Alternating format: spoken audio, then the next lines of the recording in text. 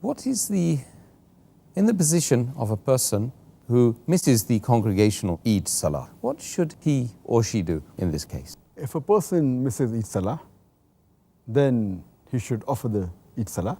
And there is a chapter mentioned in Sahih Bukhari, volume number 1, in the book of Salah, chapter number 25, the heading of which is, if one misses the Eid congregation, what should he do? And it says that, it gives a reference of Anas bin Malik, may Allah be pleased with him, that he tells his slave that get all the family members, and he goes and then he offers the Eid Salah in the congregation. So all those who miss the Salah, whether men, women, they should offer it as soon as possible, and they can do it the same way as it was done earlier.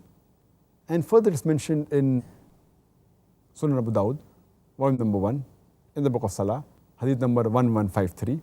There were a few people who came to the Prophet, peace be upon him. They came riding, and they said that yesterday we had seen the new moon. So the Prophet commanded that break your fast and offer your Salah tomorrow. That means at the time where the Prophet was living, people hadn't seen the moon, so they continued fasting the 30th day. When some people come and give the shahada that they'd seen the moon yesterday, the Prophet immediately says that break the fast, because you cannot fast on Eid day. But since the time for Eid Salah has gone, offer Eid Salah tomorrow. That means if for certain reason, if it's a genuine reason, Eid Salah could not be offered, or you can even offer the next day. So this is the ruling as far as the person misses Eid Salah.